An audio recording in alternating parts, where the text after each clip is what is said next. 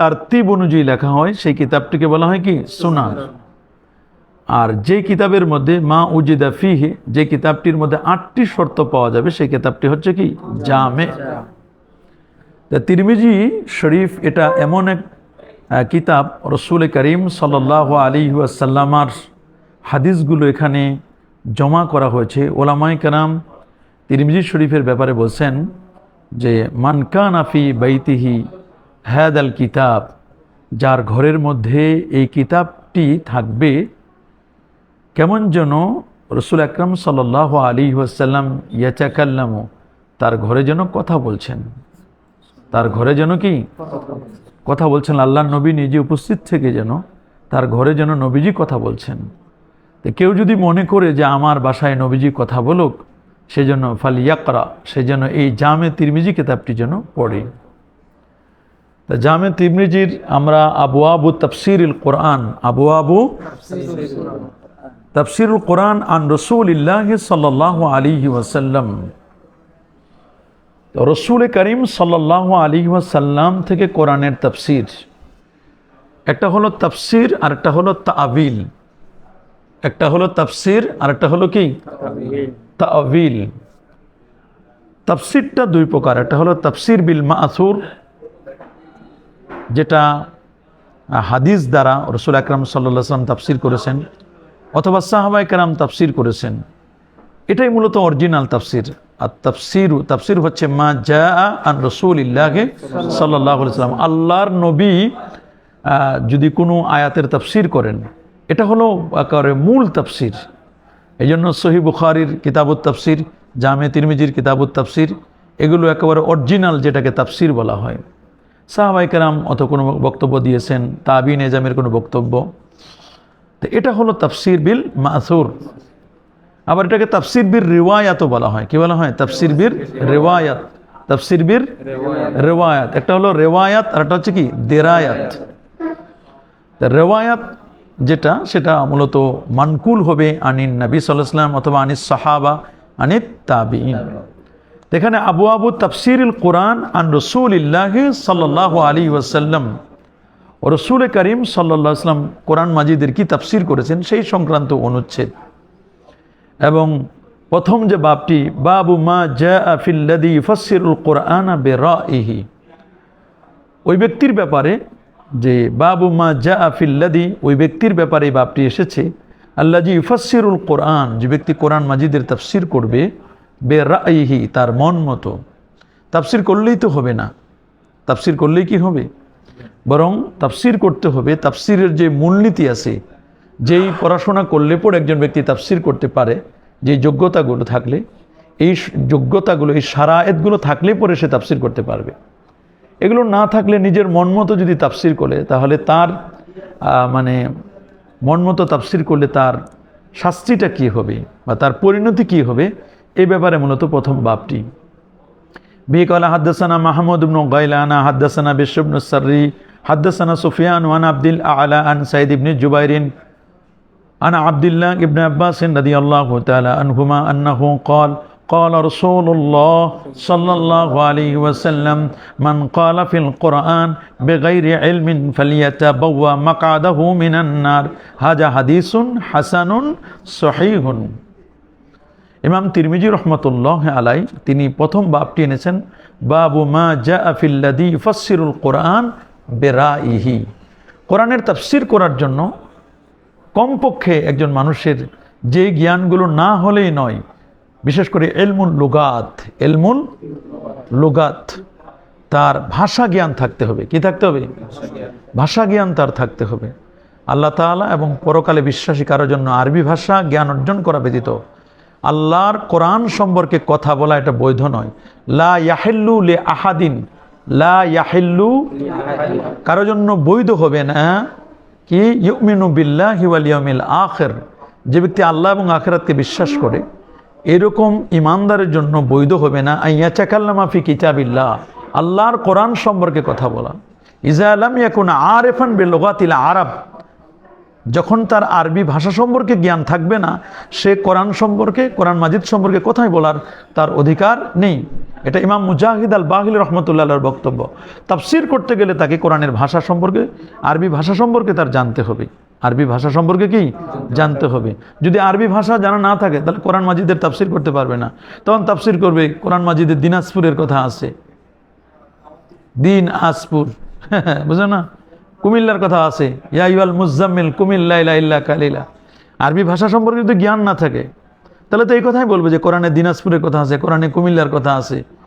কিন্তু আরবি ভাষার যদি জ্ঞান না থাকে, আল্লামা ইমাম মুজাহিদ আল বাগিলি, ইমাম মুজাহিদ জানাতন ব্যক্তি না, ইজা জা আকা তাফসিরান মুজাহিদিন, মুজাহিদের পক্ষ থেকে যখন কোনো তাফসির আসে, ফাহুয়া হাসবুক, এটা তোমার জন্য যথেষ্ট। মুজাহিদ আল বাগিলি থেকে কোনো তাফসির আসলে এটা যথেষ্ট। তিনি বলে দিয়েছেন যে আল্লাহ তাআলা এবং পরকালে বিশ্বাসী কারো জন্য আরবি ভাষা জ্ঞান অর্জন করা ব্যতীত কিতাবুল্লাহ সম্পর্কে কথা বলা এটা বৈধই নয়। তাফসির তো দূরের কথা, এ সম্পর্কে কোনো কথা বলতেই পারবে না। দ্বিতীয় যে শর্তটি, তার এলমে নাহু সম্পর্কে তার জ্ঞান থাকতে হবে, কারণ এরাবের পরিবর্তনে অর্থের পরিবর্তন ঘটে। এলমে নাহুর জ্ঞানের দ্বারা অনেক ত্রুটি বিচ্যুতি থেকে ব্যক্তি বেঁচে থাকতে পারে। ডক্টর মোহাম্মদ ইবনে মোহাম্মদ আবু শাহবা, উনি একজন প্রখ্যাত তাফসির গ্রন্থ তাফসিরে রুহুল মানের উদ্ধৃতি দিয়ে তিনি একটা বক্তব্য লিখেছেন যে এলমুন নাহু না জানার ফলে এমন মারাত্মক ভুলের সম্মুখীন হতে হয় যা কখনো কুফরি পর্যন্ত পৌঁছে দেয়। যদি কারো নাহু সরফ ভালো জানা না থাকে আর আল্লাহর কোরআনের তাফসির করে, এখন তো আন্তর্জাতিক খ্যাতিসম্পন্ন মুফাসসির কোরআন নাহু সরফ সম্পর্কে জানে না, সরে বেকা এটা বলে হেদায়েতুন নাহুর কিতাব বলছে না, শুনো নাই সরে বেকায়া এটা হেদায়েতুন নাহুর একটা প্রসিদ্ধ কিতাব। এই কথা তো সেই বলবে যে নাহু সরফ সম্পর্কে যার কোনো জ্ঞান নাই। এই জন্য উনি বলে দিয়েছেন যে ইন্নাল্লাহা বারিউ মিনাল মুশরিকিন ওয়া রাসূলুহু ওয়া রাসূলাহু ওয়া রাসূলিহি।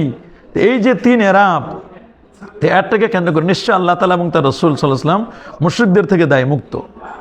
এটা সূরা তাওবার এই 3 আয়াত। কেউ যদি রাসূলুহুর পরিবর্তে রাসূলিহি তেলাওয়াত করে তাহলে তেলাওয়াতকারী নিজের অজান্তে কুফরিতে ঢুকে গেল, লিপ্ত হয়ে গেল। রাসূলুহুর জায়গায় রাসূলিহি যদি তেলাওয়াত করে, কারণ আয়াতের অর্থ হবে নিশ্চয় আল্লাহ তাআলা এবং মুশরিকদের থেকে, আল্লাহ তাআলা মুশরিকদের থেকে এবং তার রাসূল সাল্লাল্লাহু আলাইহি ওয়াসাল্লাম থেকে দায়মুক্ত। আল্লাহ তাআলা মুশরিকদের থেকে যেমন দায়মুক্ত এবং সাথে সাথে কি রসুলের থেকেও কি বারিউম, রসুলের থেকেও কি দায়মুক্ত। এই আয়াত যদি কেউ তেলাওয়াত করে আর যদি একটু এরাবের পরিবর্তন হয় তাহলে তো মনে রাখবা যে একটু এরাবের পরিবর্তনের কারণে ব্যক্তির তাফসিরের একেবারে সম্পূর্ণ কুফরি কালাম হয়ে যাবে। এই জন্য একজন মুফাসসিরের জন্য শর্ত, এই জন্য ইমাম তিরমিজি রহমতুল্লাহ আলাইহি একটা বাবে কায়েম করেছেন, বাবু মা জাআ ফিল্লাযী ইউফাসসিরুল কোরআন বিরাইহি বিরাইহি। এবং নবী পাক সাল্লাল্লাহু আলাইহি ওয়াসাল্লাম তিনি বলে দিলেন যে মান ফাসসারাল কোরআন, মান ফাসসারাল কোরআন বা মান ক্বালা ফিল কোরআন বিগাইরি ইলমিন, যে ব্যক্তি ইলম ছাড়া, ইলমে মাথুর প্রকৃত জ্ঞান ব্যতি রেখে যদি কোনো ব্যক্তি তাফসির করে তাহলে কি হবে, ফালিয়াতাবাওয়া, সেজন্য প্রস্তুত করে নেয়, ঠিকানা করে নেয়, মাকাদাহু, তার সিট, জায়গা, মিনান নার মানে ফিন্নার। কথাই আল্লাহর কোরআন সম্পর্কে জ্ঞান নেই বা ইলমুল লুগাত সম্পর্কে জ্ঞান নেই, ইলমে নাহু সম্পর্কে জ্ঞান নেই, ইলমুল ইশতিকাক সম্পর্কে তার জ্ঞান নেই, শব্দ গঠন শাস্ত্র সম্পর্কে তার জ্ঞান নেই। তো এরকম জ্ঞান না থেকে যদি কোনো ব্যক্তি তাফসির করে, তাফসিরের ময়দানে তো এটা মিসকিন, এ ধরনের তাফসির করলে তো কুফরি কালাম, নাসেক মানুষের সম্পর্কে তার জানা থাকবে না, তাহলে তো তার ঠিকানা তো জাহান্নাম হবে। তার ঠিকানা হবে কোথায়? তার ঠিকানা হবে জাহান্নাম। এই জন্য ইলমুল ইশতিকাক সম্পর্কে তার জ্ঞান থাকতে হবে। ইলমুল ইশতিকাক মানে সিয়াহাতুন, এটা মাসহুন, যেমন মাসিহ শব্দটা কি শব্দ? মাসিহ, হযরত ঈসা আলাইহিস সালামের একটা নাম। এই শব্দটি মূলত সিয়াহাতুন এবং মাসহুন দুটো জায়গা থেকে মানে উচ্চারিত হওয়ার একটা সম্ভাবনা থাকে। সিয়াহাতুন থেকে হতে পারে অথবা কি মাসহুন থেকে হতে পারে। তা যদি এমন হয় সিয়াহাতুন থেকে হয় তাহলে মাসি অর্থ হবে অধিক ভ্রমণকারী, আর মাসহুন যদি থেকে হয় তাহলে অর্থ হবে হাতের স্পর্শ দেওয়া। এখন ঈসা আলাইহিস সালাম তিনি তো মাসি ছিলেন, এখন এটা কোন জায়গা থেকে হবে? উনি কি অধিক ভ্রমণ করছেন এই জন্য তাকে মাসি বলা হতো, নাকি উনি মানুষের যখন কুষ্ঠ রোগীদের মাথায় স্পর্শ করতেন, স্পর্শ করার কারণে তাকে কি করা হতো? আল্লাহ পাক রব্বুল আলামিন তাকে মাসি বলেছেন। তার হাতের ছোঁয়ায় একটা অসুস্থ মানুষ কি হয়ে যেত? সুস্থ হয়ে যেত। কারণ সেই সময় চিকিৎসাবিদ্যা খুব মানে প্রায়োরিটি লাভ করছিল, চিকিৎসাবিদ্যার সবাই এক্সপার্ট ছিল। সেই সময় 3টা রোগের চিকিৎসা করতে পারতো না, আর ঈসা আলাইহিস সালাতু ওয়াস সালামকে ওই 3 রোগের চিকিৎসক করে আল্লাহ তাআলা পাঠিয়ে দিয়েছিলেন। এটা কিন্তু হযরত ঈসা আলাইহিস সালামের এই যে একটা তাকে মাসি বলা হয়, এই মাসি শব্দটা মূলত এটা কি সিয়াহাতুন থেকে এসেছে নাকি মাসহুন থেকে এসেছে, এই জ্ঞান যদি আমার জানা না থাকে তাহলে আমি আল্লাহর কোরআনের তাফসীর করব কিভাবে? এই জন্য ইলমুস সরফ সম্পর্কে তার জ্ঞান থাকতে হবে, একটা শব্দ মূল রূপ সম্পর্কে তার জ্ঞান থাকতে হবে। আল্লামা জারুল্লাহ জামাকশরী রহমতুল্লাহ আলাই, কেউ কেউ তার ব্যাপারে রহমতুল্লাহ আলাই বলেন না, এই জন্য তিনি মুতাজিলি আকীদায় ছিলেন। তার তাফসীর গ্রন্থ তাফসীরে কাশফের মধ্যে বলেছেন ইয়াউমা নাদউ কুল্লা উনাসিম বিইমামিহিম, আছে না কোরআনের আয়াত সূরা ইসরার ৭১ নম্বর আয়াত, ইয়াউমা নাদউ কুল্লা উনাসিম বিইমামিহিম, যে যেদিন আমি সকল মানুষকে তাদের আমলনামা সহ আহ্বান করব, অথবা যেদিন আমি প্রত্যেক দলকে তাদের নেতা সহ আহ্বান করব। এখানে ইমাম শব্দটি সম্পর্কে এক শ্রেণীর লোক ধারণা পোষণ করেন যেখানে উম্মুনের বহুবচন, কিসের? সেই হিসাবে আয়াতের অর্থ হবে সেদিন আমি সকল মানুষকে সকল দলকে তাদের মাতা সহ আহ্বান করব। কি সহ? দেখো, পিতা সহ নয়, মাতা সহ আহ্বান করব। এটা এমন এক অজ্ঞতা যেটা ইলমুস সরফ না জানার কারণে সৃষ্টি হয়েছে। কারণ উম্মুনের বহুবচন, মনে রাখবা, উম্মুনের বহুবচন এটা সাধারণত কি ইয়াউমা নাদউ কুল্লু উনাসিম বিইমাম, এটা ব্যবহার করা হয় না, এটা ব্যবহার করা হয় না। আল্লামা জামাকশরী রহমতুল্লাহ বলছেন যে এটা বেদাতি তাফসীর। এটা কি তাফসীর? ইয়াউমা নাদউ কুল্লা উনাসিন বিইমামিহিম, কি কেউ কেউ বলছেন যে এখানে উম্মুন থেকে আসছে, এই জন্য এটা কেউ আমাম বলছেন, আরবের মধ্যে মানে একটু বিচ্যুতি করে বলছেন যে মা অনুযায়ী ডাকবে, তাহলে বাবাকে এখানে গুরুত্ব দেওয়া হয় নাই। অথচ এখানে ইমাম দ্বারা উদ্দেশ্য হলো কি, কেউ বলছেন আমল নামা, উদ্দেশ্য কি ইয়াউমা নাদউ কুল্লা উনাসিম বিইমাম, এখানে কেউ বলছেন আমল নামা, কেউ কেউ বলছেন এখানে তাদের ইমাম অনুযায়ী। কেউ কেউ যারা তাফসীর করছেন, ইসমাইল হাক্কি রহমতুল্লাহ বলছেন যে এখানে 4 ইমাম, যার যার ইমাম থাকবে, কেউ বলছেন যার যার নেতা থাকবে। আমাদের মুহাদ্দিসদের নেতা হবেন কে? রাসূলুল্লাহ সাল্লাল্লাহু আলাইহি ওয়াসাল্লাম। ইমাম বুখারী এখান থেকে রাসূল আকরাম সাল্লাল্লাহু আলাইহি ওয়াসাল্লাম পর্যন্ত সনদ গেছে, মুহাদ্দিসদের ইমাম হবেন কে? রাসূলুল্লাহ সাল্লাল্লাহু আলাইহি ওয়াসাল্লাম। ঠিক তেমনভাবে ইলমুল মাআনি সম্পর্কে তার জ্ঞান থাকতে হবে। একজন তাফসীরকারক তিনি যদি তাফসীর করতে চান, তাকে ইলমুল মাআনি, ইলমুল বায়ান, ইলমুল বাদি, এই 3 প্রকারের জ্ঞান তার থাকতে হবে। এই জন্য ইমাম তিরমিজি রহমতুল্লাহ আলাই তিনি এটা আনছেন আবওয়াবু তাফসীরুল কোরআন। উনি কিতাবুত তাফসীরের শুরুতে আনছেন, তুমি তাফসীর করবে নিজের মন মতো তাফসীর করলে হবে না। হ্যাঁ, সব কিতাবকে আমরা তাফসীরের কিতাব বলে ফেলি, যেমন মারিফুল কোরআনটা তাফসীরের কিতাব আমরা বলি, তাফসীরে সাইদিও আছে, আছে না? আছে না? এরকম তাফসীরে বাইজাবি, তাফসীরে কাশফ, এগুলো মূলত তাফসীর না, এগুলো তাআবিল। এগুলো কি তাআবিল? এগুলো কিন্তু এটা তাবাররুকান, এটা তাফসীর বলা হয়। কি বলা হয়? তাবাররুকান, এটাকে কি বলা হয়? তাফসীর। তাফসীর বলতে সাধারণত তাফসীর বিল মাসুর আল মানকুল, যেটা কোরআনের তাফসীর যদি হাদিস মুবারাকা থেকে হয় অথবা আসার থেকে হয়, সাহাবীদের বক্তব্য থেকে, তাবিদের বক্তব্য থেকে, তখন এটা হবে অরিজিনাল তাফসীর। এটা কি হবে? এটা হবে তাফসীর। না হলে বাকি হবে কি তাআবিল। কি হবে? তো একজন ব্যক্তির মুফাসসির হওয়ার জন্য ইলমুল মাআনি, ইলমুল বায়ান, ইলমুল বাদি, এই 3 ধরনের জ্ঞান যদি না থাকে তাহলে সে তাফসীর করতে পারে না। ইলমুল কিরাত এটা জানা দরকার, এমন শাস্ত্র যার দ্বারা কোরআন শব্দের উচ্চারণ পদ্ধতি জানা যাবে, কোনটা ত হবে, কোনটা তা হবে, কোনটা সিন হবে, কোনটা শিন হবে, কোনটা সা হবে, কোনটা সাদ হবে। না তো ইসলাম, মুসলমান, সুন্নাত, সালাম, দেখো না এরকম বলে না, ইসলাম, আসেন ইসলামে প্রবেশ করি আমরা। সুন্না না সুন্না, সিনের উচ্চারণ আলাদা। তবে কারো ভাষাগত, অনেক সময় এলাকা ভিত্তিক ভাষাগত পার্থক্য আছে। ইলমুল কিরাত জানতে হবে। অনেক আন্তর্জাতিক খ্যাতিসম্পন্ন মুফাসসির কোরআন কেরাত ভালো নাই, আছে না এরকম? এই জন্য একজন মুফাসসির হওয়ার জন্য প্রথম শর্ত হলো তার কেরাতটা কি করতে হবে? ভালো হতে হবে। তার কেরাত কি হতে হবে? ভালো হতে হবে। এতটুকু কমপক্ষে তার কেরাত সম্পর্কে তার জ্ঞান থাকতে হবে, যেটুকু তেলাওয়াত করলে পরে ওনার নামাজটা সহি হবে। আমাদের অনেকের, বিশেষ করে আলিয়া মাদ্রাসার অনেক ছাত্রের, অনেক মুফাসসিরের কিন্তু তেলাওয়াত ভালো না। এটা যেটা বাস্তবতা, এটা স্বীকার করতে হবে। এত ভুল যে মানে খুব কঠিন এক অবস্থা, এগুলো বলার মতো না। 11টা পর্যন্ত গুনছি, এরপরে গোনা সাইডে দিছি, আর গোনার মতো কোনো পরিবেশ নাই। ইলমু উসুলিদ দ্বীন থাকতে হবে। ইলমু উসুলিদ দ্বীন, আকায়েদ শাস্ত্রে মুফাসসিরদের আকীদাগত বিষয়, শরীয়তের আহকাম সংক্রান্ত আকীদা যদি না থাকে তাহলে মুতাজিলি আকীদা যারা, তারা তো ওই কথা বলবে। মুতাজিলি আকীদা, মুতাজিলি মুফাসসির আছে না? মুতাজিলি মুফাসসির আছে না? তো এরকম তারা কিন্তু এগুলো কথা বলবে। এরকম অনেক মুতাজিলি মুফাসসির আছেন। তারপর ইলমু উসুলিল ফিকহের মূলনীতি তার জানতে হবে। কমপক্ষে নুরুল আনোয়ার, উসুলুল শাসি, উসুলুল বাজদবি, এই কিতাবগুলো যদি তার পড়া না থাকে তাহলে তো আল্লাহর কোরআনের তাফসির করার যোগ্যতা তার নাই। ইলমু আসবাবিন নুজুল ওয়া ইলমুল কাসাসি ওয়াল আখবার, কোরআন অবতরণের প্রেক্ষাপট, ঘটনা, কাহিনী, এগুলো তার জানতে হবে। এগুলো যদি সে না জানে তাহলে সে কিভাবে আল্লাহর কোরআনের তাফসির করবে? ইলমুন নাসিখ ওয়াল মানসুখ, কোনটি আয়াত রহিত হয়ে গেছে, কোনটি রহিতকারী, নাসেক কোনটা, কোনটা মানসুখ। নাসেক মানসুখ আয়াতের তাফসির করে মানুষদেরকে শোনাই দিচ্ছে, এটা তো আমার হুকুম নাই, মানসুখ আয়াতের আমি কেন তাফসির করব? তো এটা সম্পর্কে তার জানতে হবে। হযরতে আলিউল মুরতাদা রাদিয়াল্লাহু তাআলা একজন মুফাসসিরকে একেবারে কলার ধরে টেনে বের করেছিলেন, নামো তুমি, তোমাকে স্টেজে ওঠার তোমার যোগ্যতা নাই, কারণ তুমি আল্লাহর কোরআনের তাফসিরের নাসেক মানসুখ সম্পর্কে তোমার জ্ঞান নেই। ইলমুল ফিকহ সম্পর্কে যেমন জানতে হবে, ইলমুল হাদিস, হাদিস শাস্ত্র সম্পর্কে তার কমপক্ষে হাদিসের রওয়ায়েতগুলো, বিশেষ করে হাদিসের কোনটা সহিহ, কোনটা হাসান, কোনটা দঈফ, কোনটা ইসরাইলি রওয়ায়েত, ইসরায়েলি রওয়ায়েতগুলো তো তার জানতে হবে। ইলমুল মৌহিবা, আল্লাহ প্রদত্ত এলেম, যে এলেম অনুযায়ী আমল করে তাকে আল্লাহর এই জ্ঞান দান করেন, যেটাকে আমরা বলে থাকি যে ইলমুল লাদুন্নি, কি বলি? এই যে আল্লামা ইমাম মারগিনানি রহমতুল্লাহ আলাই, আলী ইবনু আবি বকর ইমাম মারগিনানি, কে? হেদায়ার লেখক। উনি 13 বছর পর্যন্ত হেদায়া কিতাব লিখেছেন। কত বছর? এবং 13 বছর তিনি সিয়াম পালন করছেন। কত বড় একজন মুত্তাকি পরেজগার ব্যক্তি। এবং তার ছাত্ররা যখন, ওনার খাদেম যখন তাকে খাবার দিয়ে যেতেন, খাবার দিয়ে গেলে খাদেম উনি যেন বুঝতে না পারে কেউ, এই জন্য খাবারটা তিনি রেখে দিতেন। উনি যখন চলে যেত, খাদেম যখন চলে যেত, করে 13 বছরে তিনি হেদায়া কিতাব লিখছেন। এটা বড় একটা তার তাকওয়া পরেজগারি।